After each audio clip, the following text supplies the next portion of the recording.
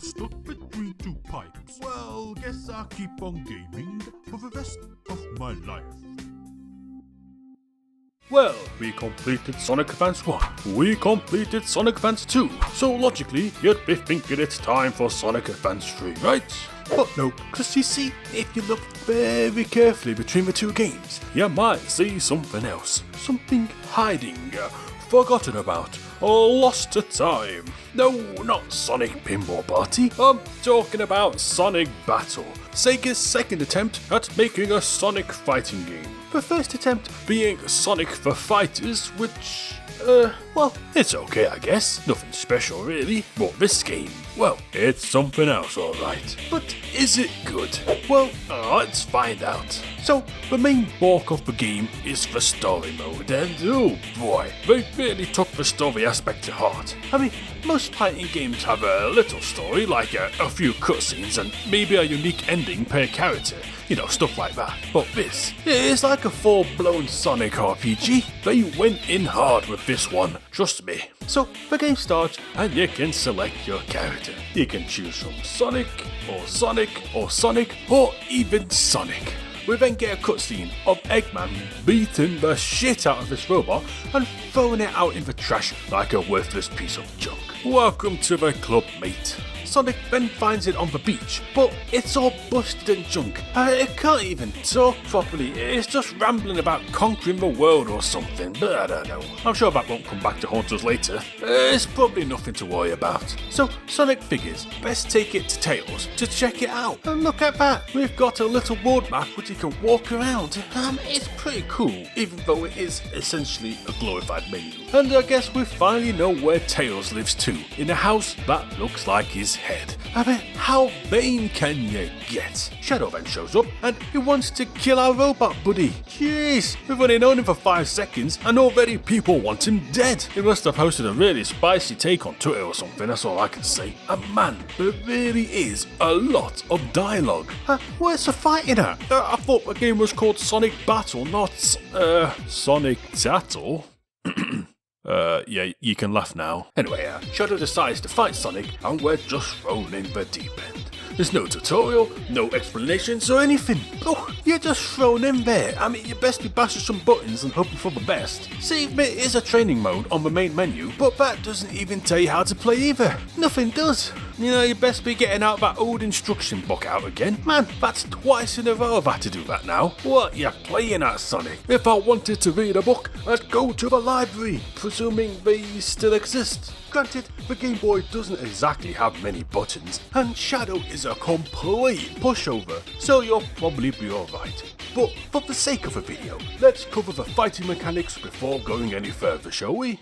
So, what you got is essentially a fighting game in a 3D arena, and it looks pretty cool for a Game Boy Advance game, I've got to say. So, the aim of the game is to kill the other player a set amount of times. Simple, right? But how do you do this? Well, you got your typical light attack, which you can combo up to 3 times, then you've got a heavy attack, which you can perform at the end of a combo, or basically by doing a smash attack like in Smash Bros. This sends the enemy flying, and what's cool is, you can then double tap to dash after the enemy and smack them down to the ground. It feels good to pull it off. There's a few other attacks too, like an air attack and dash attack and stuff like that, but you get the gist. It really is quite a simple game. Yeah, I think we're going for like a Smash Bros inspired pick up and play sort of thing. Another big aspect of the game are the special moves. Yes. See, each character has 3 special moves, and at the start of each round, you can sort of assign the moves to either ground, air, or block attack. So let's say you assign a certain attack to the air slot. You'll be able to do that attack whilst using a special in the air. Likewise, the attack you set to ground will happen if you use a special on the ground. And you can also set one to block, which will automatically block enemy attacks if their corresponding special attack hits. I mean, it might sound a bit confusing, and it does take a while to get used to,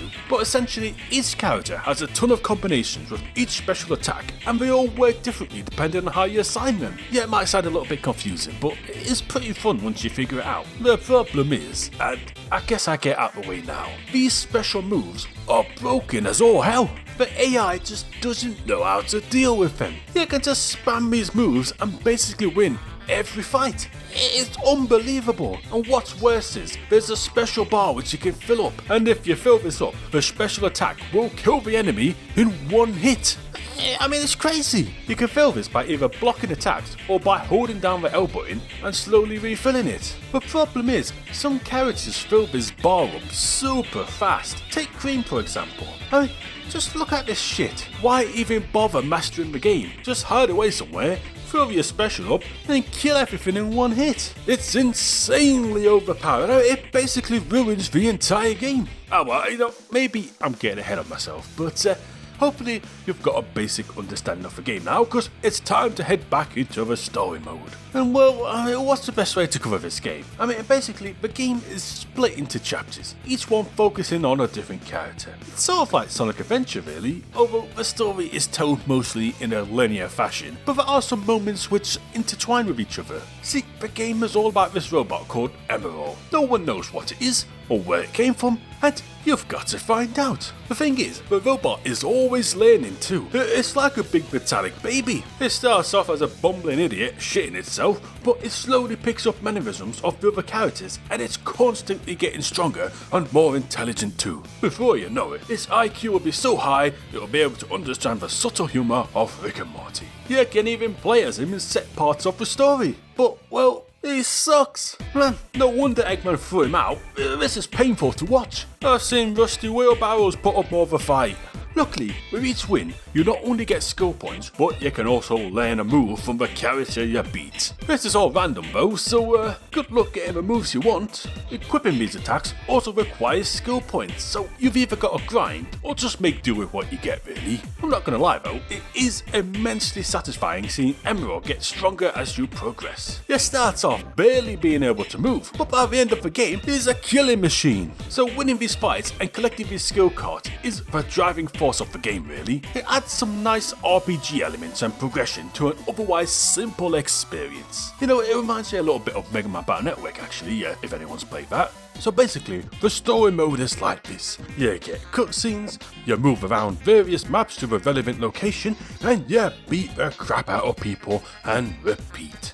The thing is, the story really is quite good though. I mean, I'ma be real with you, it's probably the closest thing to a Sonic Adventure 3 you'll get in terms of the story. It practically feels like a direct continuation. I mean, there's lots of callbacks and plot threads picked up here. I mean, it's really absolutely quite fantastic. So each chapter basically follows a different character with their own little scenario, but also adding to the wider story. You get to see how the cast bond with Emerald and how they influence his personality, all whilst uncovering secrets about his origin as it progresses.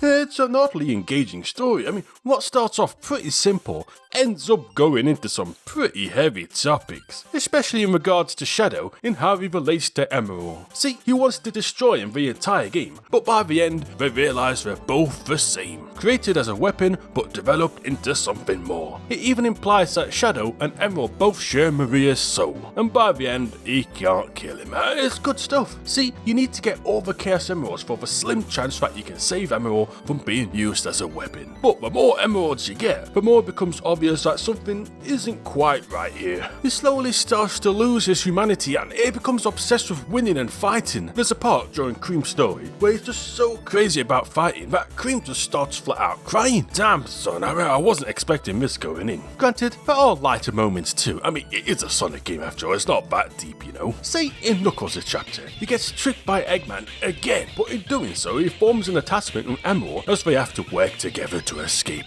And then Knuckles tries to get Emerald to keep a secret because he's embarrassed about being tricked by Eggman again. But he ends up telling everyone anyway. I mean, what a snitch. Then you have Amy wanting to lose weight to win Sonic over, which, well, I'm gonna be honest with you. Amy is borderline psychotic in this game. Maybe they went a little bit too far. I mean, she treats Emerald as an adopted son, tried to convince Sonic to marry her. I mean, what the fuck? Crazy ass bitch. I think Sonic best be getting a restraining order at this point. I mean, look, I can't cover the entire story because it's pretty beefy, but I really really do think this game probably has some of the best dialogue in the Sonic series. The characters, the interactions, the scenarios, you see them in a new light. You get to see their homes, what they do day to day, and how they just talk to each other casually. There's some major world building going on in this game. There really isn't another Sonic game quite like it. But unfortunately, as I've kind of hinted at before, the actual gameplay lets it down. I mean, the core mechanics are solid, but man, it's hands down one of the most unbalanced games I've ever played. All the nuances are gone and every fight can be won by cheesing it. I mean, mostly with those specials. The AI just can't handle it. Once you figure this out, the game is basically over. It's a damn shame because it is really fun otherwise. Perhaps playing with friends is better, but do you know anyone else with Sonic Battle? Yeah, that's what I thought. Really though, if this game could be patched, or heck, I don't know, even a sequel with online, it would probably be pretty great. I mean, I'm not even joking. Another major issue is that the story has a lot of padding. See, you tend to fight someone, only for them to go, just kidding, now you've got to fight me again, for no reason. You'll just have to do things twice, all the time, for no reason other than padding. Granted, sometimes there are special conditions, but these are few and far between. Like this mission here, as you're running away from Rouge the Bat, which, I'd be running in the opposite direction if you catch my drift. And this mission here doesn't let you use special moves. It's like they knew they were completely broken. But for the most part, it's just standard fights. The game is fun, but once you get good at it, most of the fun shifts from having a good challenge to just finding new and exciting ways to completely break the game. So by the end, it really does get quite repetitive. And what's really weird is, there's a bunch of stages and characters which they barely even use. You end up fighting in the same locations over and over. Meanwhile, you only play on this ice stage once, and then there's 2 stages which aren't even in the story mode at all. Heck, Chaos shows up in the final chapter, and you only fight him once the entire game. Meanwhile, I fought Gamma about 50 times at this point. The game has a decent amount of content, but they just didn't really use it that well. Anyways, eventually we get over Chaos Emeralds, and like I said, these are needed to attempt to turn Emerald into a normal robot and not a weapon of mass destruction with legs. And it works! Well, look at that. Emerald is now fully independent. It's quite sweet really, so by the end of the game you basically just play as Emerald for a while as he thanks his friends for putting up with him and giving him a chance of life. It almost brings a tear to the eye. And then it hits you. The game ain't over yet. Something bad is gonna happen. And yep, Eggman shows up and he's not only rebuilt the Death Egg for the 100th time, he's also attached a planet-destroying laser to it, just in case you was in any doubt that they just blatantly copied the Death Star.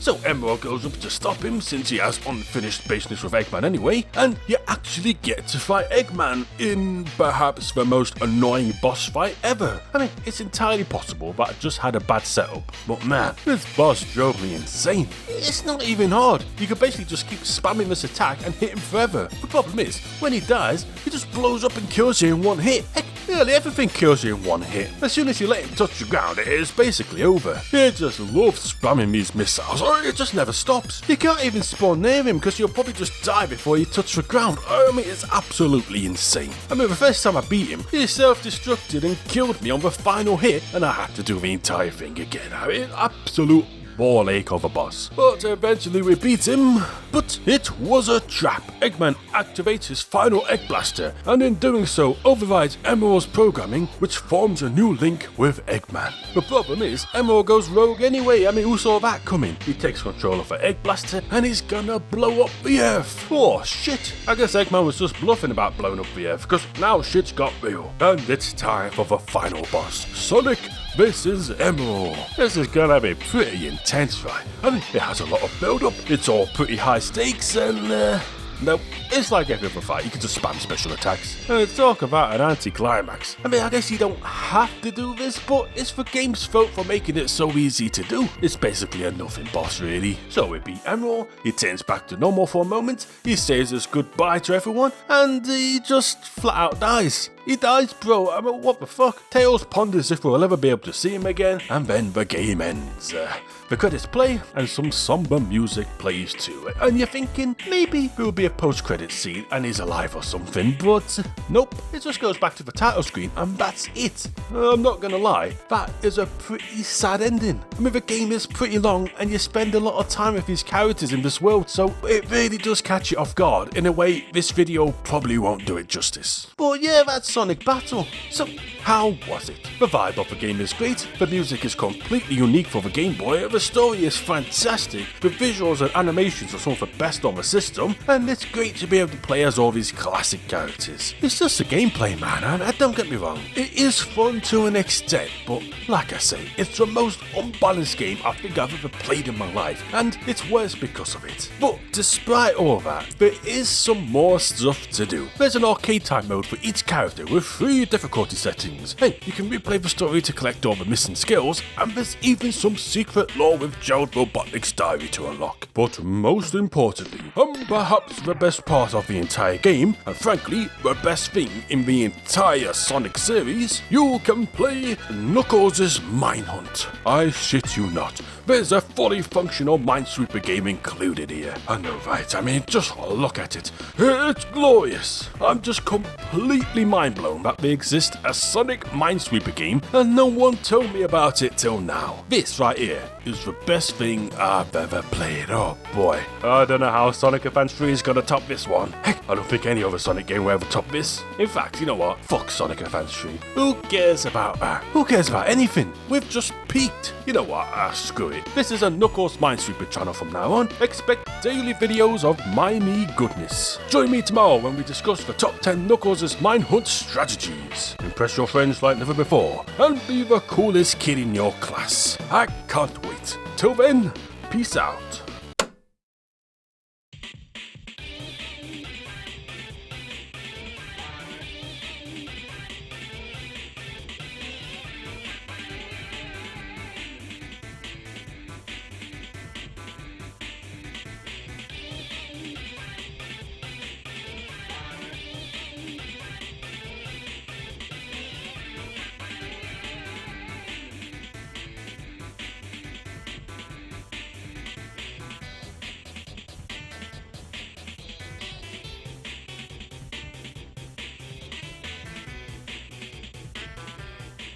And the patron of the week is Ellie Hurt.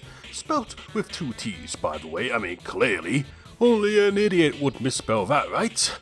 Not me, nope. But enjoy being patron of the week.